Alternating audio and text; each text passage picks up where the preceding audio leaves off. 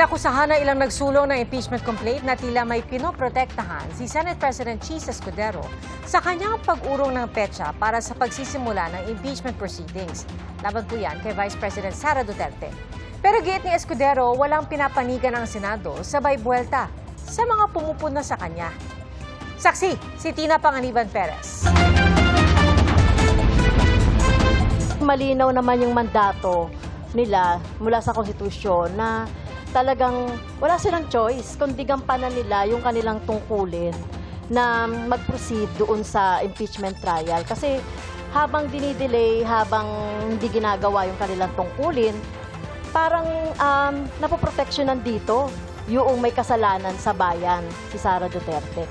Para sa ilan sa mga naghain ng impeachment complaint laban kay Vice President Sara Duterte, dapat nang ituloy ng Senado ang paglilitis sa bise alinsunod sa konstitusyon. Nagpaplano na ng pagkilos para ipanawagang ituloy ang impeachment trial. Sa gitna nito, may naaamoy ang ilan sa mga nagsulong ng impeachment saan nila'y pag-antala ng Senado sa impeachment proceedings. Well, something fishy, no? Gumagante, may pinoproteksyonan talaga sa nangyayaring yan. At nakikita natin na paghahanda na ito doon sa mga gusto nilang mga position ba o sa 2028, etc. Huwag nang mag-deny si SP na talagang meron siyang pinoproteksyonan. Every day of delay sends the message that the Senate leadership is either afraid of Vice President Sara Duterte or worse, actively protecting her. Kaya nga ang tanong natin, natatakot ba kayo kay Sara Duterte o pinoprotektahan niyo siya? Ang sinisisi naman ng ibang mambabatas na miyembro ng Makabayan Bloc, si Pangulong Bongbong Marcos, na nagsabing hindi niya gusto ang impeachment. Bakit ba siya nagbe-medal dito? Dahil ba may mga issue din siya na ayaw niyang maungkat? Sagot ni Senate President Chis Escudero, wala silang kinatatakutan o pinapanigan. Ginagawa namin kung ano ang trabaho namin. Yung mga ganyang uri ng komentaryo at pain, uulitin ko. Doon sa mga ayaw kay VP Sara at pabor sa impeachment, doon sa mga gusto kay VP Sara at tutol sa impeachment, walang bale sa akin yun. Susundin ko kung anong tingin kong tama at nakalagay sa batas. Tanong din ni Escudero sa Kamara. Pwede bang i-rally ko rin sila ng 4 na buwan o hindi nila inaksyonan yung impeachment complaint na inihain noong Disyembre? Kung sila mismo ay hindi nagmadali, inupuan at pabanjing-banjing sa mahabang panahon, sino naman sila para madaliin kami ngayon?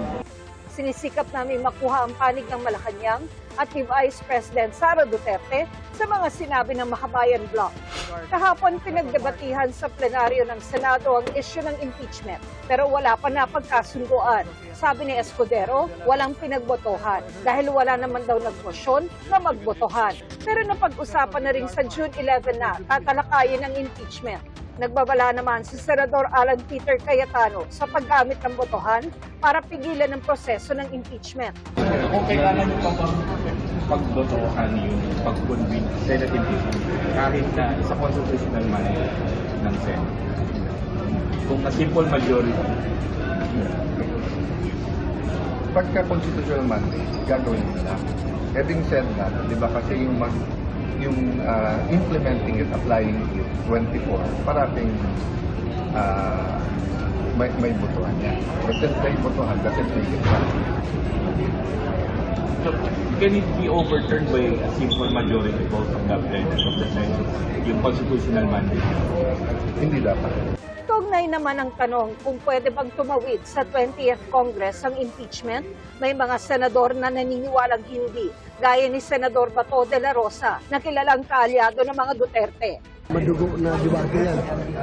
Kung pwede bang tumawid o hindi. If you want to ask me, my own personal thought on this, based on my readings, based on my research, I am more inclined to believe na hindi na pwedeng tumawid sa next Congress. Ayon kay Senate Minority Leader Coco Pimentel, pwedeng iakyat sa Korte Suprema ang issue, pero hindi pa sa ngayon dahil premature pa. Wala rin kasiguruhang papatulan ng Korte Suprema ang issue dahil malaking bahagi nito ay usaping politika. Para sa GMA Integrated News, ako si Tina Panganiban Perez, ang inyong saksi. 21 opisyal ng gobyerno mananatili sa pwesto matapos di tanggapin ni Pangulong Bongbong Marcos ang kanilang courtesy resignation. Kabilang dito sina Agriculture Secretary Francisco Chu Laurel, Agrarian Reform Secretary Conrado Estrella at Education Secretary Sonny Angara. Mananatili rin sa gabinete sina Labor Secretary Bienvenido Laguesma, Social Welfare and Development Secretary Rex Gatchalian at Health Secretary Ted Herbosa. Maging sina Migrant Workers Secretary Hans Leo Kakdak, Science and Technology Secretary Renato Solidum, Tourism Secretary Maria Cristina Frasco, Information and Communication Secretary Henry Aguda, Transportation Secretary Vince Dizon, at Public Works and Highway Secretary Manuel Bonoan. Chief Presidential Legal Counsel pa rin si Juan Ponce Enrile. 8 pang opisyal ang hindi tinanggap ang courtesy resignations. Tinanggap naman ng Pangulong pagbibitiw ni Presidential Commission for the Urban Poor Chairman Maynardo Sabili, Presidential Assistant for the Visayas Terence Calatrava at Presidential Advisor on Muslim Affairs Almarim Tila. Facial recognition technology inaasahang mapapatupad sa loob ng 6 na buwan sa Ninoy Aquino International Airport. Isa yan sa ipinagmalaki ni Pangulong Bongbong Marcos sa kanyang pagbisita sa NAIA ngayong araw. Makakatulong raw ito para maiwasan ang mahabang pila ng pasahero. Isa-isa ring inikot ng Pangulo ang mga bagong pasilidad ng NAIA Terminal 3. Ayon kay New NAIA Infrastructure Corporation o NNIC Chairman Ramon Ang, mas lalawak pa ang kapasidad ng mga terminal sa 2026. Itatayo na rin daw ang Terminal 5 na kapag isinama sa kapasidad ang Terminal 2 ay kayang tumanggap ng 35 milyon na mga pasahero kada taon. Transportation Secretary Vince Dizon aminado hindi praktikal ang pagpapatuloy ng Public Transport Modernization Program o PTMP. Base sa datos ng Department of Transportation, halos 80,000 pa ng public utility vehicles sa bansa ang hindi consolidated. Sa pagdinig ng Commission on Appointments, lumalabas na marami pa rin ang hindi nakakabayad sa bangko para pambili ng modern jeep. Ayon sa mga grupong nakapag-consolidate, naantala ang kanilang pagbabayad dahil sa pandemya pero unti-unti na silang nakakabawi. Hiling nila ngayon ay tulungan sila ng gobyerno para makapagbayad. Pero pagtitiyak ni Dizon, magpapatuloy pa rin ang programa at tutulungan nila ang mga kooperatibang hindi makabayad. Para sa GMA Integrated News, ako si Joseph Morong, ang inyong saksi. Natunton na ang rider na nahuli na kinakaladkad ang alaga niyang aso sa Calasiao, Pangasinan. Ang pag-amin ng senior citizen na rider sa mga otoridad, siya ang nasa video pero wala raw siyang intensyong sakta ng alaga. Nais lang daw niya itong ilipat sa bahay ng kanya anak, kaya niya ito itinali. Noong una raw, nakakasabay pang aso sa takbo ng motor pero hindi niya napansin na nakaladkad na ito. At dagdag pa ng rider, may nagsabi umun sa kanya na nakakaladkad na ang alagang aso.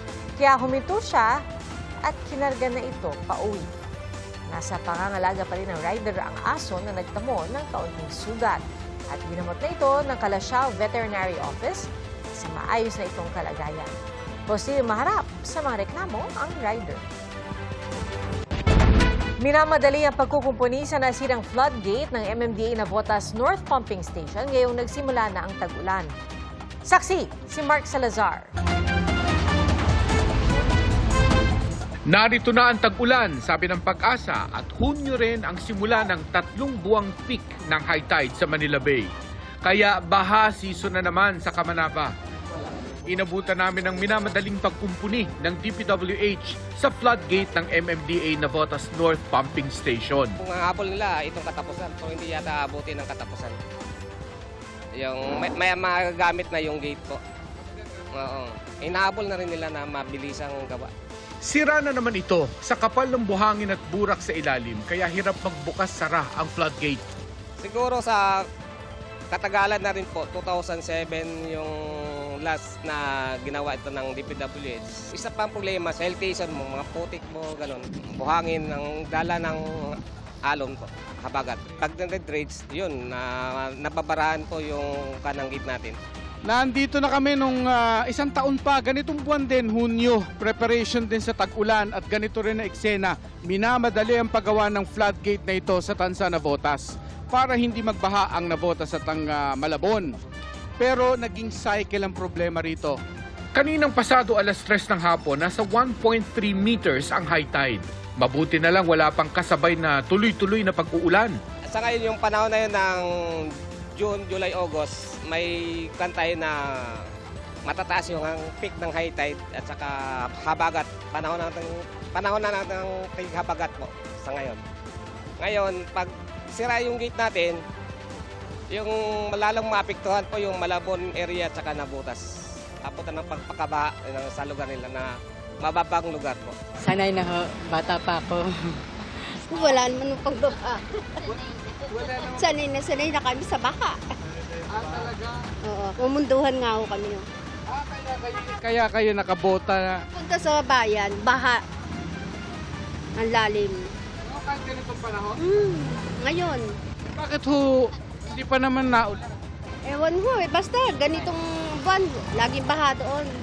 Sa ilang lugar sa Navotas, kahit asul ang langit pero may bahagyang high tide, kailangan na talagang magbota.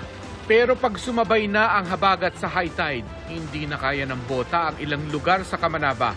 At may mga hanap buhay na nalulubog. Bagal kaya pa ng motor, pero pag hindi na, yung mga padyak po ang bumabiyahe. Tapos bangka doon sa loob na sa tansa. Depende po sa klima kung may habagat, saka may ulan. O high tide sa magkasabay. Malaki po ang tubig dito dyan. Paano ang biyahe mo pagka malakas ang baha? Wala, tenga. Tenga? Tenga kami. Ano hanap buhay? Wala, tambay na sa bahay. Umaasa ang Kamanaba sa 5 pumping stations at floodgates nila para mairaos muli ang tag-ulan. Maliban sa Kamanaba, may iba pang lugar sa Metro Manila na below sea level din. At umaasa rin lang sa pumping stations panlaban sa baha. Para sa GMA Integrated News, ako si Mark Salazar, ang inyong saksi. Ni-radio challenge ng China ang eroplanong sinasakyan ng mga opisyal ng AFP habang patungong Pag-asa Island sa West Philippine Sea. Saksi, si Chino Gaston. Madaling araw kanina nang lumipad ang C-130 aircraft ng Philippine Air Force, lulan ang mga opisyal ng AFP at mga mamamahayag para bumisita sa Pag-asa Island.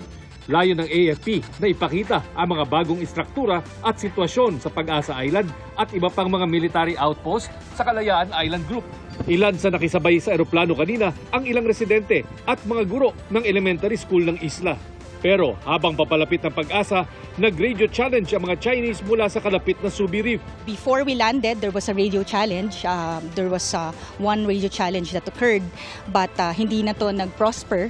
And with that, ang sagot naman ng ating mga piloto is, of course, we are testing pa rin, no? And upholding our sovereign. With this, we have conducted itong media-embedded maritime patrol na makita nalaga natin itong situation in the area. Halos tapos na ang airport control tower ng isla at kompleto na rin ang 3 kilometrong haba na runway. Kasalukuyang pinapahaba pa ang dulo nito para makalapag ang mas malalaking eroplano. Tila tanda naman ng lumang Pag-asa Island ang nabubulok na watchtower na ito at mga abandonadong lumang amphibious tanks na dinala rito noong dekada 70. Ang kuryente ng isla nagmumula sa community generator na ito. Ang tubig naman nagmumula sa isang desalination machine, makinang sumasala ng tubig dagat para gawing tubig inumin. Nagagamit na rin ang boat shelter, bagamat tuloy ang improvements at ang pagpapalawak nito. Sa pangingisda namin, medyo naghirap na po yung isda sa Pag-asa Kalayaan Island dahil po sa cyanide ng mga Vietnamese. Yung sa mga barko naman ng Chinese na nakapaikot dito sa amin, isa rin yan, hindi kami makapag-fishing ng maayos kung saan doon kami nakakakuha ng maraming isda. Para sa GMA Integrated News, Chino Gaston ang inyong saksi.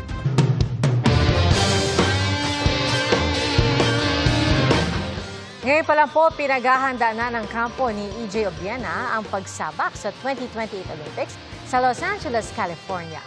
Labis ang pasasalamat ni EJ na makuha muli ang gintong medalya sa 2025 Asian Athletics Championships sa kabila ng iniindang karamdaman. Saksi si JP Soriano.